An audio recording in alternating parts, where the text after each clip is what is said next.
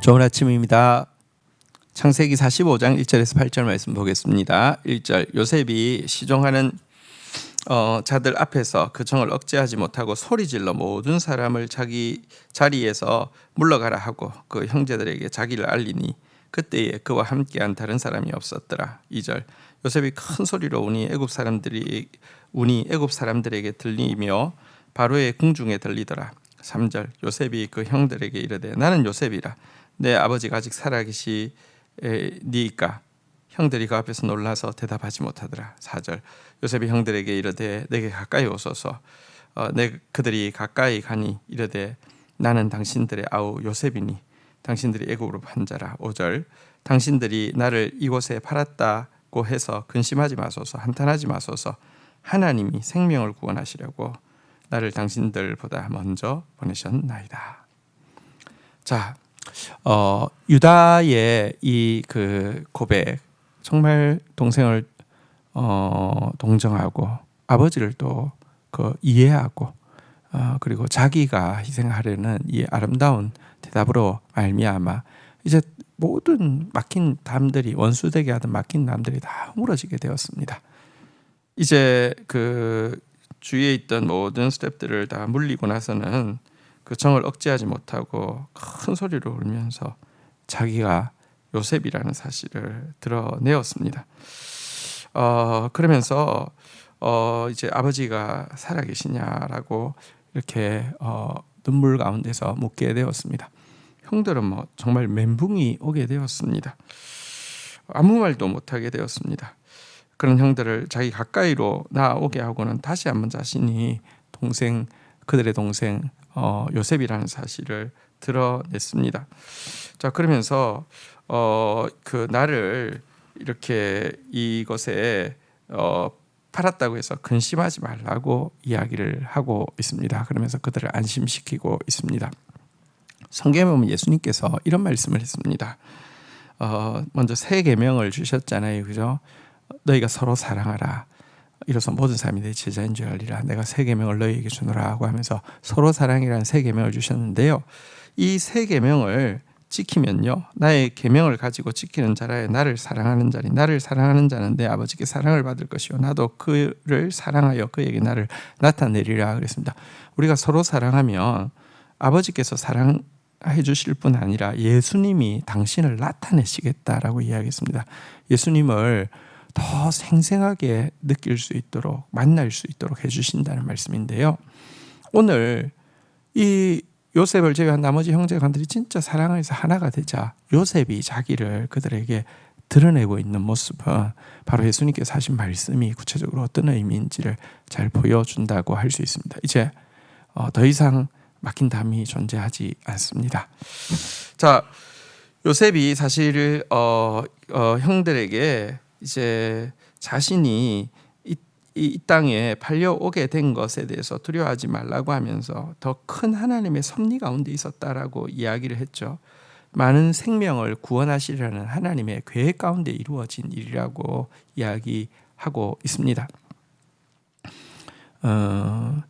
지금 애굽 땅에 있는 수많은 사람들뿐 아니라 또 지금 가나안 땅에서 온 자기 백성들, 이 온 세계의 기근으로 죽어가는 많은 백성들을 살리게 하기 위한 하나님의 섭리 가운데 된 일이다라고 이야기를 하고 있습니다.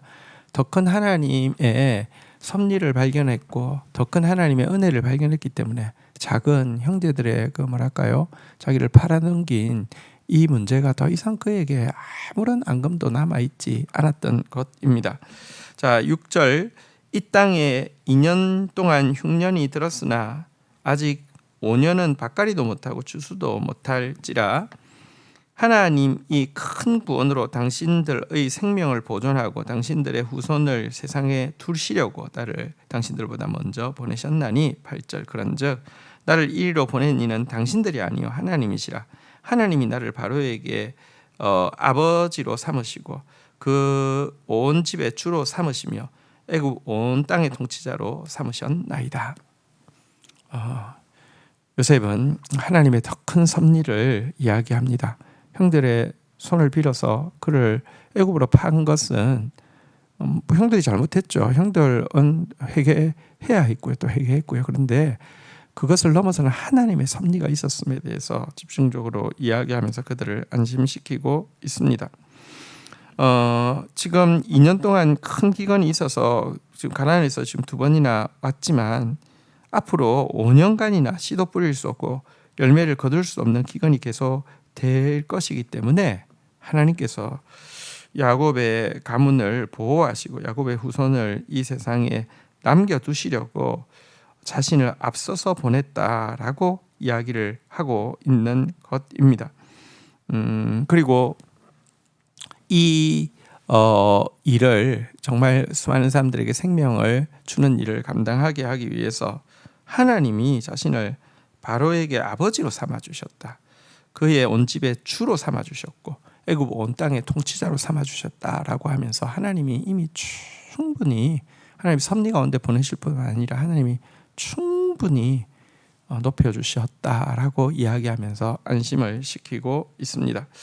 한편 여기에 당신들의 후손을 세상에 두시려고라고 이렇게 번역한 이 후손이라는 단어의 원어의 뜻은 남은 자라는 것입니다. 남은 자란 선지서에 이제 집중적으로 나오게 될 단어인데요. 어떤 어려움에도 결코 망하지 않고 이제 진짜 예수 그리스도에게까지 이어질 하나님의 백성을 가리키는 단어인데요. 이 남은 자를 보존하기 위해서 나를 여기에 보내셨다 이렇게 이야기하고 있습니다. 교회는 예수 그리스도의 피로 세워진 남은 자의 공동체입니다. 어떤 상황에서도 흔들리지 아니하고 정말 유혹과 멸망의 길로 가지 아니하고 예수 그리스도에게 있다는 것, 이것이 교회의 정체성이고 우리가 지켜가야 할 교회의 소중한 의미인 것입니다. 자, 어쨌든 이와 같은 위로로 이제 그가 형제들에게 자신을 드러내고 있는 이 참 놀라운 모습. 오늘도 우리가 서로 사랑할 때 예수 그리스도께서 우리에게 더 가까이 오시는 그런 하루가 되기를 축복합니다. 주신 말씀 붙잡고 기도하며 나가도록 하겠습니다. 하나님, 유다가 정말 형제 간이 하나 되어지고 또 아버지와 하나 되어지고 또 자기 희생을 통하여서 이 하나됨을 지키려고 할 때 요셉이 자기를 드러내고 또 그들을 가까이 그에게 나오게 하는 모습을 보게 됩니다.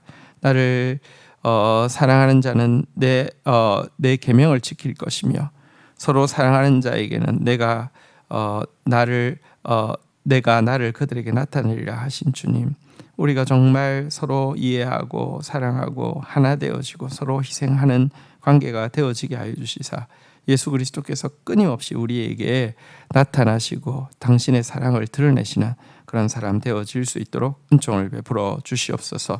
하나님, 요셉은 정말 형들에게 미움을 받고 팔려온 거 정말 슬프고 큰 상처가 되는 일이지만 그보다 훨씬 큰 하나님의 섭리 가운데 애굽으로 와야 했으며 또 하나님께서 때가 되매 그를 높이사 정말 넉넉히 보상해 주셨다고 하면서 두려워하는 형들을 위로하고 있는 모습을 보게 됩니다. 사람에게 위로받으려고 하고 사람에게 보상받으려고 하는 자 되지 않게 하여 주시고 하나님의 더 큰 섭리를 봄으로 말미암아 위로받고 하나님의 더 큰 보상을 받음으로 말미암아 사람을 향하여서 넉넉하게 은혜를 베풀 수 있는 요셉 같은 사람 되어지도록 은혜를 더하여 주옵소서. 예수 그리스도의 이름으로 기도 올립니다. 아멘.